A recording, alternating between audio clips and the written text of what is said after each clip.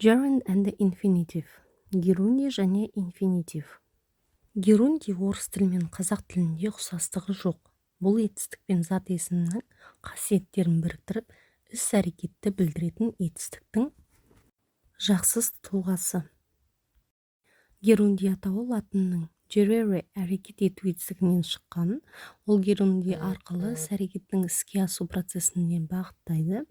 Герунди үлкен бағыныңқы сөйлемдерді қолданбауға көмектеседі және қысқа да нұсқа сөз айналымдарын құрастыруды жеңілдетеді.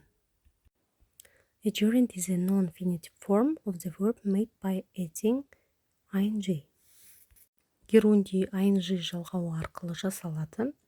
Read, reading, write, writing, swim, swimming. Герундиді қай кезде қолданамыз? Use. Gerund is often used as a subject. Яғни герунди сөйлемде бастауыш болып келуі мүмкін.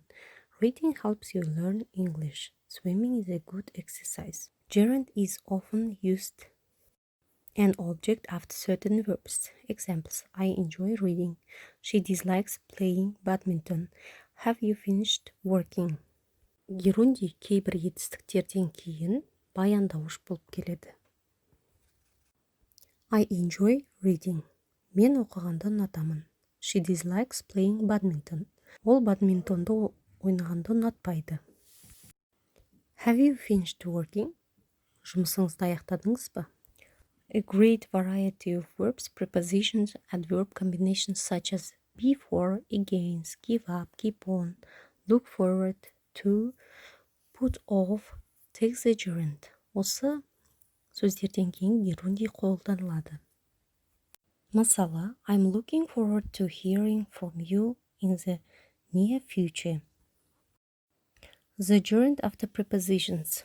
They were thinking about going on holiday to London at Christmas. After leaving school, she started to work. Демеуліктерден кейін бізде герунди қолданылады. Герунди тағы да after, on, with, without, before, by демеуліктерден кейін және when, while шылауларынан кейін қолданылады. The gerund is often used after certain verbs. Тағы да осы етістіктерден кейін бізде герунди қолданылады. Can stand, can't be сөйлемшелерінен кейін герунди қолданылады. Герунди іс-әрекетті білдіреді. Бірақ кейбір сөздерден кейін герунди нақты қолданылады. Сол үшін ол етістіктерді есте сақтап алу керек. Герунди демеуліктерден кейін және осындай сөйлемшелерден кейін қолданылады. Бұл нақты ереже. Тұйық етістік инфинитив. Қазақ тіліндегі тұйық етістікпен сәйкес келеді. Тұйық етістіктің басты белгісі to демеулігі.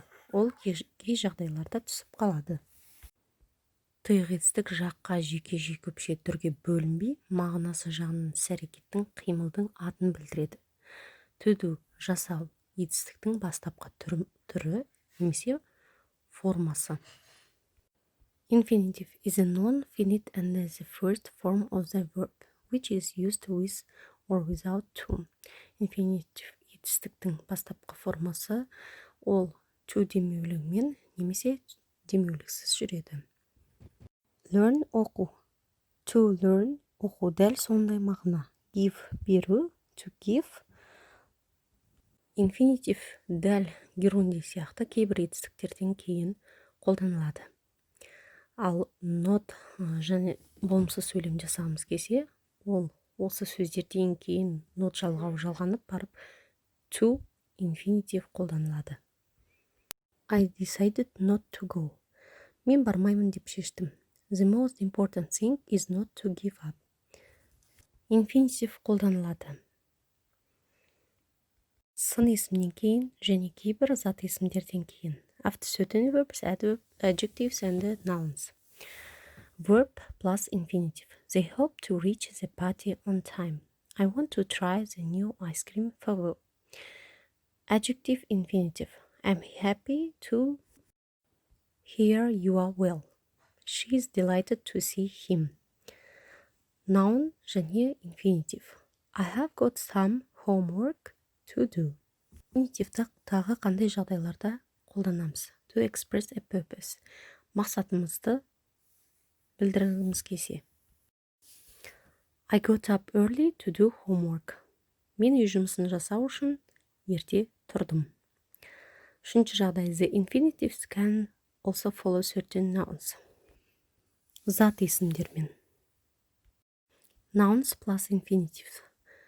Зат есімдермен қолданамыз. Инфинитивті осындай сөйлемшелермен қолданамыз. In expressions. To tell the truth, to begin with, to be honest. Would like, would love, would prefer сөздерден кейін қолданамыз. Және де to be the first, to be the second. To be мен қолданамыз. Сын есімдерден кейін nice, sorry, glad, happy, willing, afraid, ashamed. After to enough'тан кейін қолданамыз. Bare infinitive. After make, late, modal verbs. Енді бұл жерде to демеулігін қолданбаймыз. Make, late сөзінен кейін және де модальдық етістіктерден кейін олар can, could, must сөздерден кейін мүлдем қойылмайды. Достар, кейбір жағдайларда герундий мен инфинитив түсініксіз болып кетеді. Себебі оларға like, love, hate, start, prefer сөздерден кейін инфинитив немесе герундий жүру мүмкін. Бірақ сіздер мағынасына қарай қолданасыздар. I love to eat chocolates. Мен шоколадты жегенді ұнатамын. I love eating chocolates. Мен шоколад жегенді ұнатамын. Енді бұл жерде сіздер мағынасына сәйкес қоюға болады, бірақ бұл сөйлемдер қате болып келмейді. Кейбір етістіктерден кейін stop, remember, forget сияқты етістіктерден кейін герундийде инфинитивта жүру мүмкін, бірақ олардың мағыналары басқа болуы мүмкін. Мысалы, they stopped having lunch at the restaurant. They don't eat at the restaurant anymore. Енді олар ешқашан рестораннан тамақ ішпейді деген мағынада қолданып тұр екінші сөйлемде.